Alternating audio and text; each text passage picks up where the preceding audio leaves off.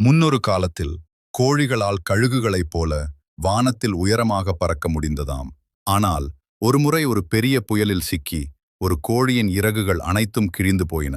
அதனால் அதால் பறக்க முடியவில்லை. வருத்தமடைந்த அந்த தாய் கோழி கடவுளிடம் அழுது முறையிட்டது. இறைவா, என் சிறகுகள் சிதைந்து விட்டன.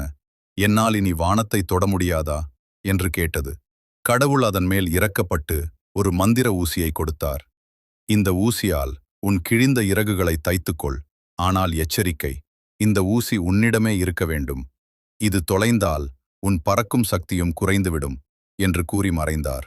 தாய்க்கோழி மிகுந்த கவனத்துடன் தன் இறகுகளை அழகாக தைத்தது. இப்போது அது மீண்டும் பறக்கத் தயாரானது. ஆனால் தைத்து முடித்த உற்சாகத்தில் அந்த ஊசியை ஒரு நிமிடம் கீழே வைத்தது. துரதிர்ஷ்டவசமாக அதே சமயம் பலமான காற்று வீசியதில் அந்த ஊசி மண்ணுக்குள் புதைந்து போனது. அந்த ஊசி இல்லாமலல் தைத்த இறகுகள் முழுமையாக உறுதியடையவில்லை.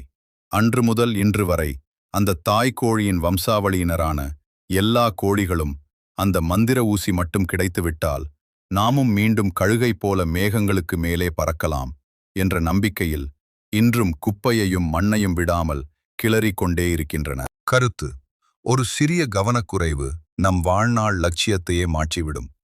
கையில் இருக்கும் வாய்ப்புகளை, அதாவது மந்திர ஊசி போல், நழுவ விடாதீர்கள்.